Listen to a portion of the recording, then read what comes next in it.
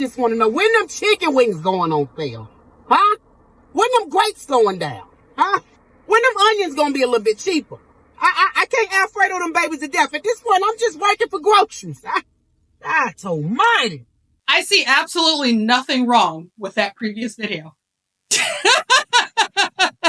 We know that we have to take action on climate. And unfortunately, I live in a state where the governor has been absolutely silent on his intentions. I intend to push for environmental resilience, and this is a bill that's going to help us do that. But overall, it's going to put money back into the pockets of Georgians, back into the pockets of Americans, and that's the kind of progress we need to continue to make.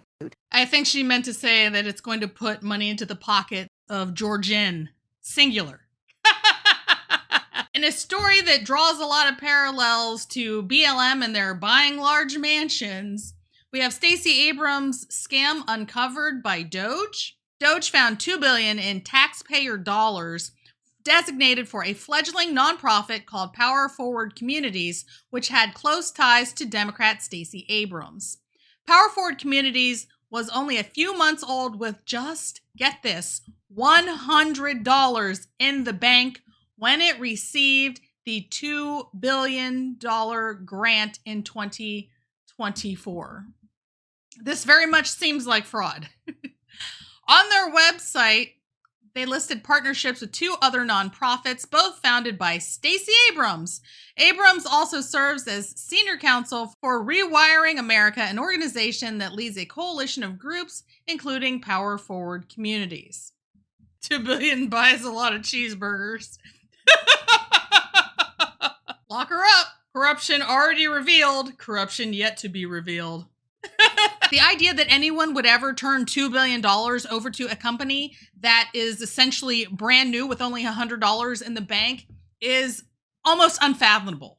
EPA Administrator Lee Zeldin says he's on a mission to track down billions of dollars that were either misspent or parked in accounts meant to boost liberal activists. The latest focus is on a nonprofit with ties to former Georgia Democratic gubernatorial candidate Stacey Abrams. The Free Beacon says the EPA is looking to where some $2 billion ended up. The Beacon writing out in their story that they have been looking into whether or not this money through the Power Forward Communities received the Green Energy Grant, despite the fact that it was founded months earlier in late 2023 and never managed anywhere near the grant's dollar figure. Now, Abrams just this week was pretty vocal on X, saying she's no fan of these DOGE cuts. We'll look to see if this group responds to the accusation about the money being misspent. Power Forward Communities is not the only shady group that Stacey Abrams is in bed with. Stacey Abrams in bed. Sorry. We are following is the largest fine levied for violating campaign finance law here in Georgia. And tonight, the group that backed Stacey Abrams' bid for governor in 2018 is in hot water. It comes after the state ethics campaign spent years looking into the organization for potential violations. 11 Live's Joe Ripley was there when that fine came down. So, Joe, what message does this send? Yeah, so Faith Jonathan, this fine targets the very group that Abrams founded back in 2013. And today, the State Ethics Commission's fine against the group sends a clear message. If you violate campaign finance law and break the law to influence an election here in Georgia, they're going to come after you, and you will face the consequences. According to a consent order, the Georgia State Ethics Commission found the New Georgia Project violated campaign finance law tied to Democrat Stacey Abrams' run for governor in 2018 and the MARTA expansion referendum in Gwinnett County in 2019, both losing battles. In the consent order, the New Georgia Project admitted to the 16 violations, including a failure to properly register with the Ethics Commission and a failure to disclose more than $4 million in campaign contributions, plus more than $3 million in spending. In turn, the Ethics Commission fined the group $300,000, the largest campaign finance-related penalty in state history. If an organization is electioneering in Georgia as an independent committee, they have to register with the commission, they have to disclose the money they raised and the source of that money, where they're bringing in their dollars from. They have to disclose how they're spending that, and they have to indicate in the disclosures what elections they are advocating the election for or against and name the candidates. The Ethics Commission first looked into a complaint in 2019, but a series of legal battles from the New Georgia Project delayed a decision for years. Cody Hall, an advisor to Governor Brian Kemp, is now questioning what, if anything, Abrams knew and when. Not only has the New Georgia Project been levied the largest campaign finance fine in state history, they have also agreed with every a single accusation made by the Ethics Commission in their investigation. Legal counsel for the New Georgia Project responded to the consent order in a statement saying they were disappointed in a court ruling that was overturned on procedural grounds. They add, quote, "We are glad to finally put this matter behind us so the New Georgia Project can fully devote its time and attention to its efforts to civically engage and register Black, brown, and young voters in Georgia." And today, when asked if the State Ethics Commission found a reason to believe Stacey Abrams herself violated any laws, Executive Director David Amati said that was still under investigation. So this woman went on for years and years and years screeching to anybody who would listen about how everything was rigged against her, about how things weren't fair, how she was cheated, she should have been the governor of Georgia, when all the time she was the one, her group, was the one that wasn't on the up and up. The group that she founded is the one that gets the largest campaign fine in the history of Georgia ever. Barking dogs. William and Dana, good morning to you both. The president, as he just said, is thrilled with the idea of being able to save taxpayer money, paying down the debt, and potentially giving money back to taxpayers. But at this point, no final decisions made. This is something still up for discussions. Meantime, Republicans up on the Hill cheering these latest spending cuts, while Democrats warned that they could risk Americans' public safety, their financial future, as well as the future of government agencies overall. Today, the IRS, the Internal Revenue Service, is expected to issue a number of pink slips, reports upwards of 6,000 people expected to be cut, and it comes just as tax season gets underway. The president also issuing an executive order Wednesday cutting federal spending on programs meant to help migrants who are now in the U.S. illegally. You cannot continue to waste American taxpayer dollars on giving it to illegals, as the president has announced he will no longer do, and taking money from Americans, spending it frivolously, and then not being accountable for where that money has gone. The Department of Housing and Urban Development says it's making cuts too. HUD Secretary says it's time to show the American people this is not business as usual. Today, we're announcing that we cut $4 million in DEI contracts here at HUD, which were supposed to be for culture transformation and mindset, outward mindset thinking and subscription services. Democrats warning, though, this could have impacts. We heard a letter from Senator Patty Murray who says without sufficient staff to run these programs, community and economic development projects, disaster recovery efforts, and housing across the country will be delayed and could come to a grinding halt. And Senator James Lankford, Republican of Oklahoma, joins us now. I just want to ask you something. On that money that went to Stacey Abrams' group and was supposedly misspent, that's what the accusation is, can Congress claw that money back?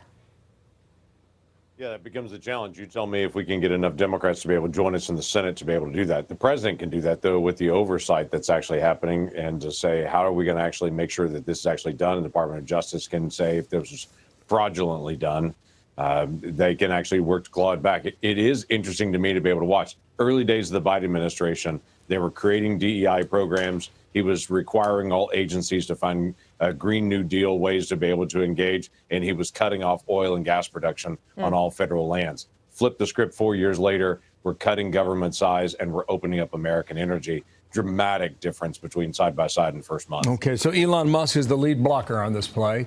Here he was with Sean last night on solving the deficit if possible.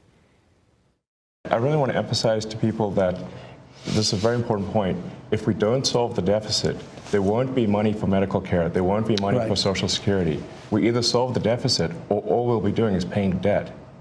It's got to be solved, or there's no medical care, there's no Social Security, there's no nothing. It's got to be solved. It's not optional. America will go bankrupt if this is not done. That's why I'm here. I want you to react to that. And this is the breakdown of the money that we're hearing, okay? They're saying $2 trillion.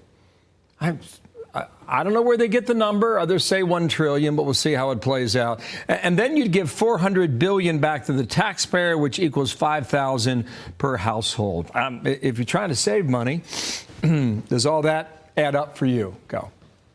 First priority is actually get the debt down. Everyone wants free checks in the mail. There's no doubt about that.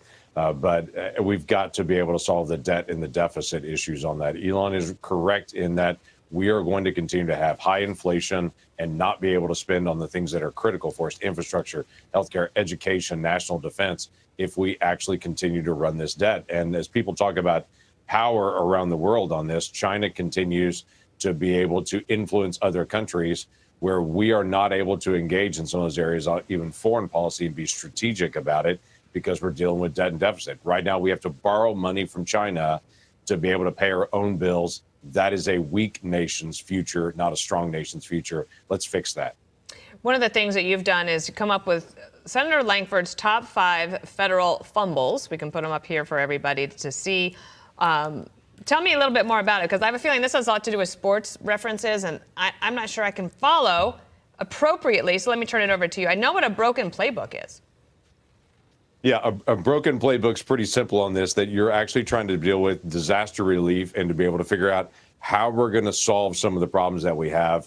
Right now, if you look at that spaghetti map that's probably up there right now, I can't see it, but if you look at that, there are 30 different agencies that actually oversee disaster. So while President Trump has said we need to return control back to the states, if your small community is in a disaster, you have to contact 30 different agencies, have 30 different processes just to do disaster relief because of the complexities of federal government. Everything from the Department of Commerce, Small Business Administration, FEMA, Corps of Engineers, on and on and on and on. That can't be. That is just wasteful on it. Let's have single authority on it. And if at all possible, have it be the states that's a single point of authority that's closest to the actual disaster. Got it. I like the blown coverage and letting China run up the score. Clever stuff there. And at this point, what I'd really like to know is whether or not Stacey Abrams was collecting a salary for herself and who else was collecting salaries. But it's not just her and this company. There are so many companies. We need to expand the DOJ or possibly even use other federal agencies. Maybe we put some FBI workers on this. Maybe we put some IRS folks on this. We need people from other agencies to come together. There is so much waste, fraud, and abuse with the emphasis on the fraud. People need to be prosecuted. This money needs to be paid back. It needs to be called back. People need to be put in jail. It's not enough to just point out the waste, fraud, and abuse. There need to be serious consequences for all of those who are involved. A very clear message needs to be sent behind this. This is a new day. It's a new administration, and we're not playing around anymore. This is FAFO season, and the FOing is about to begin.